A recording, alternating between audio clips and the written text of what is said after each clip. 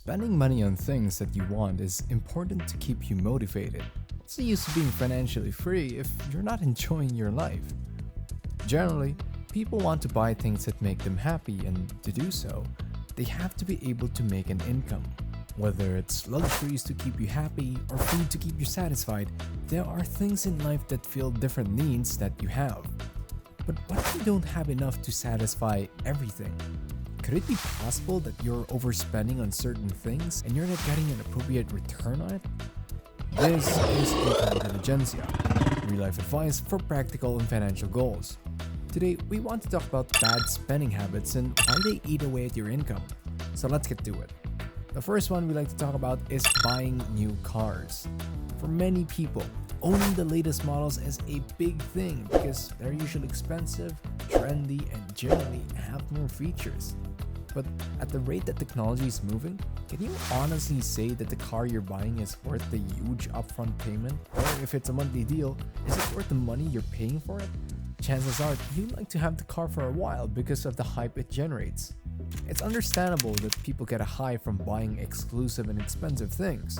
However, if it takes you a long time to save up the money you need to purchase it, and it only makes you happy for a few days or weeks even, then it's safe to say that it's not a wise decision. Think of it like this. You're still paying for something that's not satisfying you anymore. It could be a spur-of-the-moment decision, or it could be something that you've mulled over for years. Regardless, that's money that's still coming out of your funds. And another thing, cars, unless they're collectible, usually depreciate in value immediately upon use. Assess why you need a car in the first place, as while it's tempting to do so, it's something that'll continue to keep eating away at your money the longer it goes. Because you're paying a premium for new cars as opposed to used ones, understand whether you want it for its function or do you like the feeling of having new stuff. Another problem with newer models are their technical issues. There's limited customization because it's new, and manufacturers haven't made parts from them yet. There could be underlying problems that you'll only find out by using it. Consumer reports aren't available for newer models too, so you don't always know what you're getting when you buy a newer model. All that considered, while it's great to have a car since it provides you convenience and transport, understand first if you're buying it for utility purposes or if you want to keep up with the latest trends. With that out of the way, let's look at a more regular way that people spend their money badly, and that's eating out. I know how nice it is to buy something outside. I mean, they make their living making food and expecting people to come back. The convenience, the quality, and the selection of food you can buy outside certainly is a good thing for people wanting to eat and not wanting to be bothered washing the dishes or preparing meals. You're essentially buying convenience and quality, and there's nothing wrong with wanting to make your life easier. However, understand that if you make this a habit, you're not only setting yourself back because of the frequency that you're doing this, you also miss out on chances to learn meaningful life skills. Think about it like this. When you eat out, what are you actually paying for? You'd be quick to think that you'd be paying for food, which is normal, but the added fees are usually the effort needed to do so, possible name value, and convenience. You don't want to cook your meals? You have to pay up. This takes all the legwork needed in order to eat. However, all of those extra fees do pile up, and if you make it a habit, you'll find yourself quickly out of funds for anything else. Because you have to eat every day. If you decide to eat out regularly and multiple times a day, you'll be spending a ton on extra fees, taxes, tips, possible extras, and many others. Eating out is usually more expensive than eating at home, and the cost of a single meal can cost you groceries for multiple types of meals. You also tend to have less control over the ingredients used and portion sizes, so you end up paying more for something that you don't necessarily need. If that's food wasted, that's extra money spent on something that won't keep you as satisfied with less money. Making sure that you eat out only during special occasions can really help out your habit changes. And being able to cook for yourself is a life skill that not only saves you money, but also allows you better control over the food types that you eat. Health problems as we get older typically get in the way of enjoying a meal outside, so being able to cook for yourself is a boom not only financially, but for your own personal development. Cooking at home allows you to plan your meals, budget accordingly, and make healthier food choices. Eating out may disrupt this planning and lead to impulsive spending. it's important to note that occasional dining out or ordering takeout can be a reasonable choice, especially for convenience, socializing, or during busy periods.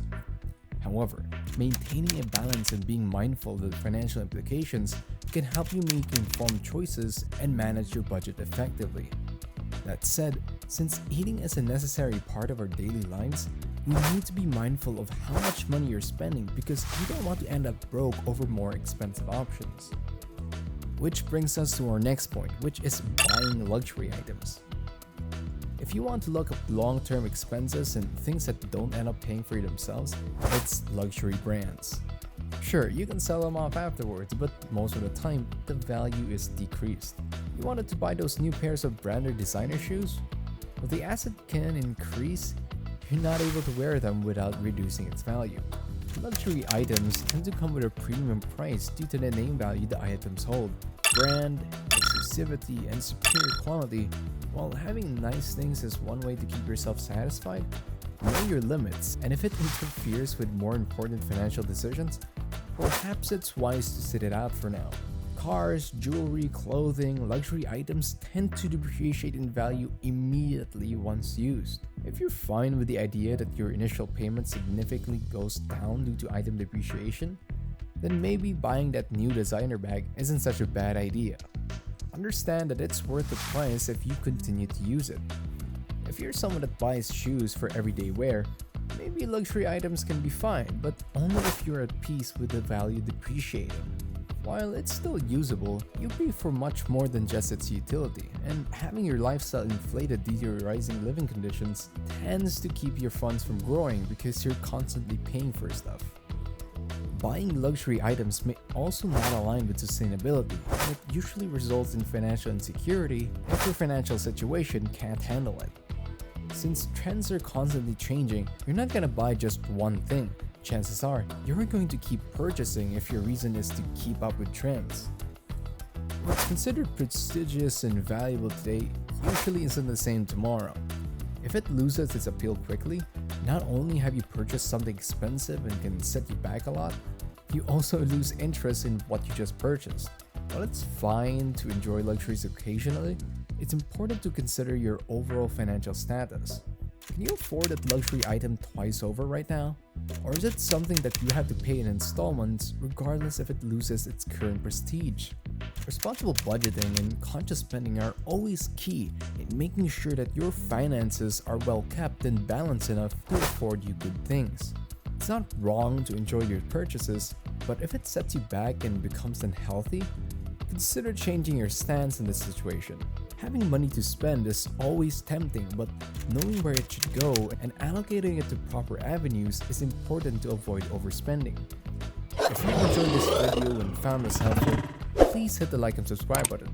We'd like to be able to go alongside you and we're pumped to have you in our next video. Stay mentally healthy and let's get financially fed together.